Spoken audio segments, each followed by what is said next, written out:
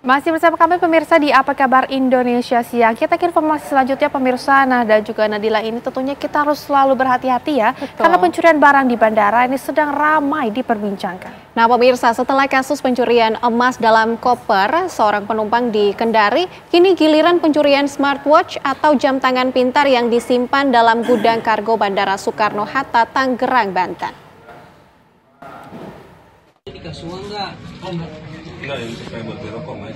Empat porter nakal langsung didatangi anggota Reskrim Polres Bandara Soekarno-Hatta.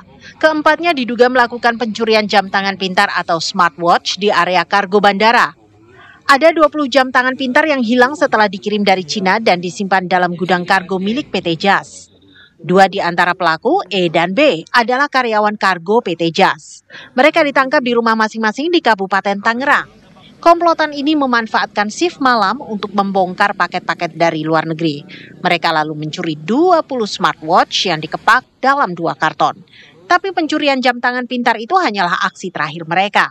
Sebelumnya mereka juga sudah biasa melakukan pencurian ini. Semua dilakoni sejak 2019. Barang curian kemudian dijual ke penadah dan melalui e-commerce. Dua tersangka lain yang ditangkap adalah penadah barang-barang curian tersebut berinisial US dan YH. Berdasarkan keterangan dari yang bersangkutan, 2019 tersebut mereka berhasil mengambil kurang lebih 80 unit handphone. Ya. Kemudian ada beberapa lembar baju kalau menurut mereka sih baju-baju yang bermerek ya. Namun masih kita dalami mereknya apa dan kemudian korbannya siapa. Mereka ini kan tadi Pak memesan, iya Pak. Ya. Atau ada sindikat di dalamnya juga sesama petugas itu Pak. Hasil penyelidikan kita bahwasanya mereka melakukan itu ada kesempatan, jadi tidak terencana dengan spesifik seperti pelaku dari pencurian BTS. Jadi ketika mereka jalan terus melihat ada yang bisa ya mereka lakukan. Sebelumnya hanya berselang beberapa hari, Polres Bandara juga menangkap 3 dari 5 pencuri komponen modul remote radio unit di sejumlah titik tower pemancar telekomunikasi di Bandara Suta. Para pelaku beroperasi dalam sindikat. Ada apa dengan keamanan Bandara Soekarno-Hatta? Dari Tangerang, Banten, Rusdi Muslim TV One mengabarkan. Ya, sebelumnya pemirsa, seorang wanita terlihat marah-marah dan mengaku emas yang berada di dalam kopernya yang dimasukkan ke dalam bagasi penerbangan ini hilang.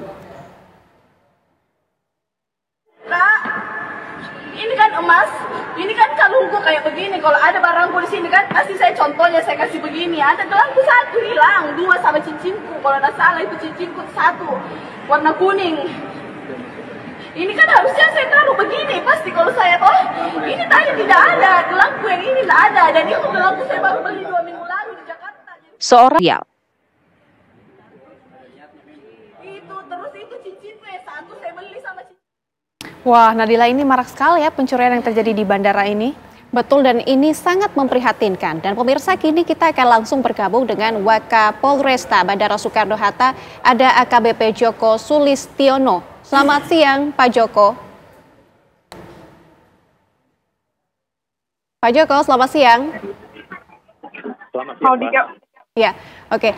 Pak Joko, dalam sepekan terakhir ini terungkap terjadi berkali-kali pencurian di area bandara yang semestinya steril. Nah, khususnya di Bandara Soekarno-Hatta ini malah terungkap 2 kali pencurian ya Pak. Dan informasi yang kami terima, 1 pencurian barang di dalam gudang kargo dan lainnya ini adalah pencurian perangkat stasiun telekomunikasi. Kok bisa Pak? Ini bagaimana ceritanya Pak?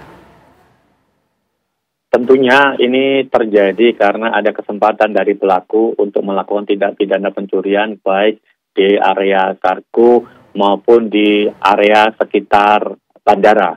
Tentunya kami dari jajaran Polres Bandara Suta tetap melakukan kegiatan bersifat patroli untuk menjaga terjadinya potensi tindak pidana di area bandara dan berkomunikasi dengan pihak-pihak terkait. Baik Pak, lantas apa tindakan tegas dari Polres Bandara Suta untuk para pencuri tersebut? Dari kejadian pencurian smartwatch itu telah diamankan 4 orang pelaku, di mana identitas pelaku antara sebagai berikut. MED dan AR adalah pelaku utama pencurian, di mana yang bersangkutan dengan modus mendodos atau menyobek kotak, kemudian melengketkan kembali dan menyegel kembali sehingga nampak seperti tidak terjadi kerusakan. Setelah itu hasil dari pencurian tersebut menjual kepada pihak lain, yaitu sebanyak 2 orang dengan identitas US dan Y. Dari hasil penerima hasil kejahatan ini, mereka salah satunya memasarkan secara e-commerce dan didapatkan pada saat penjualan tersebut dilakukan identifikasi nomor seri barang itu sama dengan milik dari pelapor, sehingga setelah itu dibawa untuk dilakukan keterangan.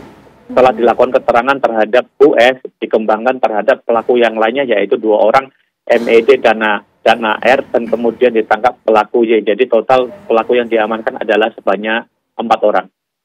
Oke, Pak Joko, kasus pencurian ini kan informasinya sudah terjadi sejak tahun 2019 dan kemudian terungkap di tahun 2025 ini. Apakah sebelumnya memang ada laporan dari korban, kemudian pihak kepolisian bisa mengungkap ini atau seperti apa, Pak?